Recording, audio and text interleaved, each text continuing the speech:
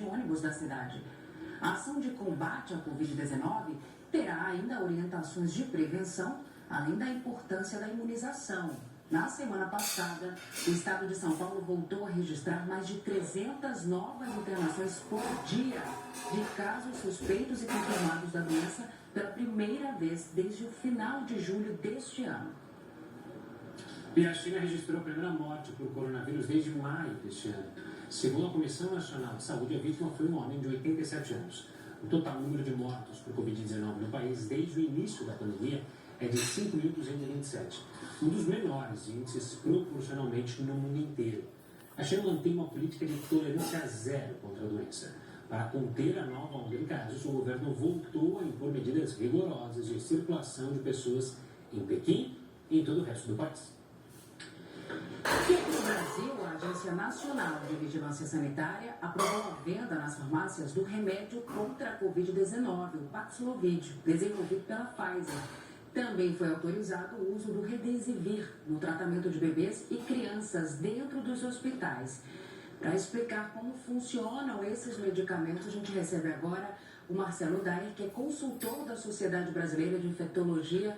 Oi, doutor, boa noite para você. Seja bem-vindo ao JR News. Boa noite, prazer estar com vocês. Doutor, quando a gente fala sobre esse medicamento que vai ser comercializado em farmácias, né, o Paxlovid, o que a gente pode adiantar já sobre custos para a população, para os nossos telespectadores que estão acompanhando o JR News? É um medicamento caro, ele não é um medicamento barato, é utilizado no início dos sintomas, nos 5 primeiros dias, então quanto mais precoce a gente utilizar o medicamento, melhor. E tem vantagens, o paciente não precisa ficar internado, e a gente vai utilizar esse medicamento nos pacientes que têm uma tendência a ter um quadro mais grave. Então, o Estado de São Paulo até já tem algumas regras. Pacientes imunossuprimidos, pacientes idosos, e vai aumentando a proporção, assim, é decrescente, né? Inicia com os pacientes mais graves, assim como foi a vacina, a liberação para o uso, porque esse medicamento também já tem pelo SUS, isso é uma vantagem. E em relação às farmácias, aí é quem quiser tomar, quem tiver indicação com prescrição médica, pode-se usar o medicamento. E doutor, quem tem essa indicação? Para quem é destinado este medicamento?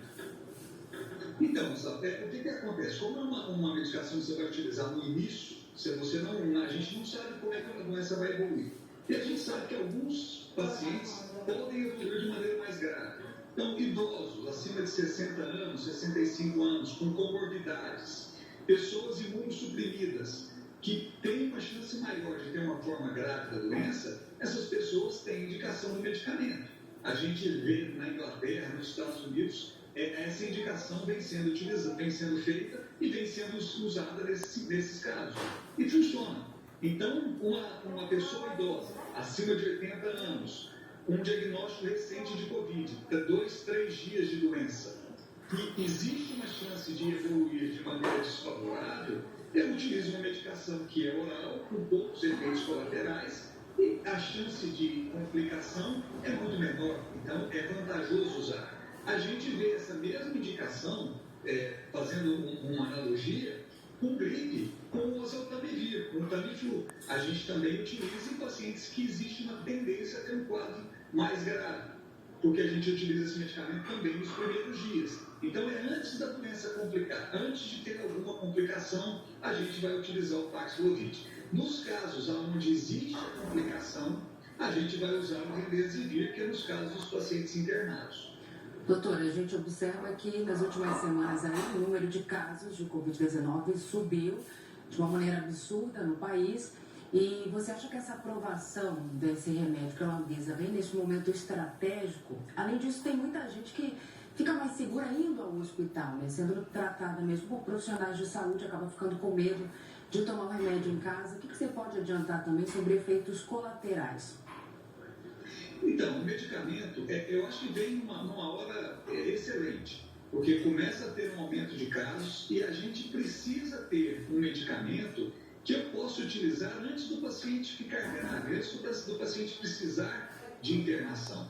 Então, um idoso ou um paciente com comorbidade, que com diagnóstico recente de Covid, E às vezes ele vai te procurar no consultório, não está grave a ponto de ter que fazer uma internação. Eu posso utilizar essa medicação preventivamente para que ele não tenha uma forma grave. Então é muito útil e eu acho que vem em boa hora.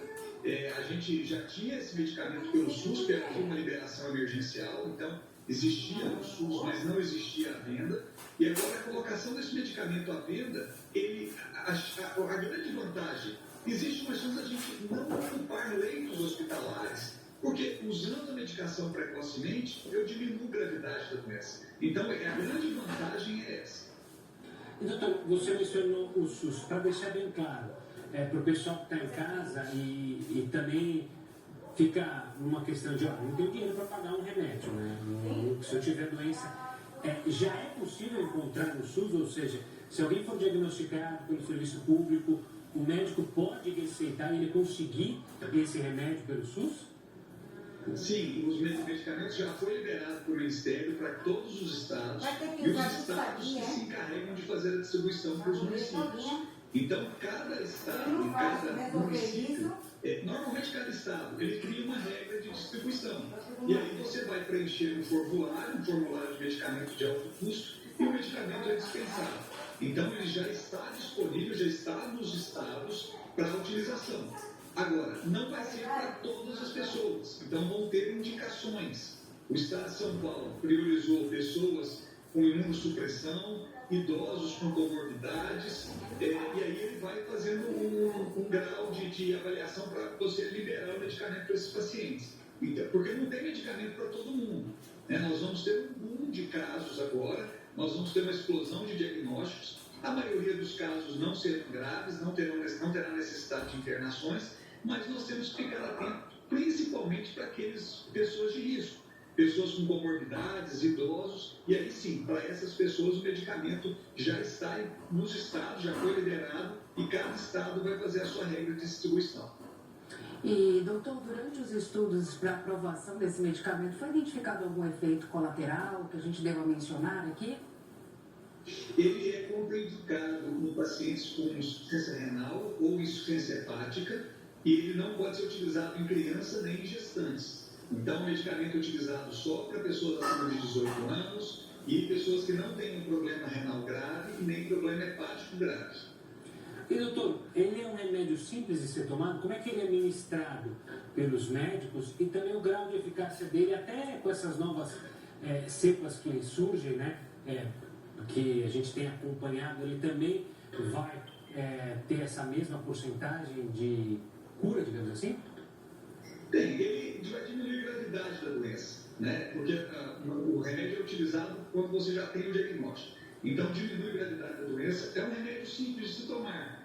São 3 comprimidos de 12 em 12 horas que o paciente vai tomar por 5 dias. Então, um medicamento que é simples, não é complexo, não é oral, é em casa, o paciente pode tomar um medicamento em casa. A grande vantagem é essa. E acompanhamento médico, porque vai ter como o paciente está com diagnóstico de Covid, e normalmente nós vamos utilizar esse medicamento nos pacientes com uma tendência de doença mais grave, ele precisa ser acompanhado por médico. Então, o médico vai pedir os exames necessários para o acompanhamento desse paciente e vai observar se vai haver algum efeito colateral. O que se observou com esse medicamento, que já vem sendo utilizado na Inglaterra e nos Estados Unidos já há algum tempo, em alguns casos, não são muitos, mas em alguns casos, após a suspensão do medicamento, pode ter uma retomada, uma volta de sintomas da Covid novamente. Mas normalmente são sintomas leves, não são sintomas graves. Isso aconteceu inclusive com o presidente dos Estados Unidos, o Biden. Ele teve Covid, ele usou o Paxlovid, e assim que ele terminou, ele teve um rebote da Covid novamente. Mas foi um quadro mais leve. Realmente o medicamento ele suprime a replicação viral e ele funciona mesmo por essas cepas novas que estão acontecendo agora. Agora, doutor, é importante a gente alertar também a população que, apesar da aprovação do Paxlovid, né, a gente não pode relaxar em relação ao esquema vacinal. Muita gente que acredita que já tem um remédio, então agora eu não vou completar todo o meu esquema vacinal, vou garantir a cura com remédio. Não é bem assim, né?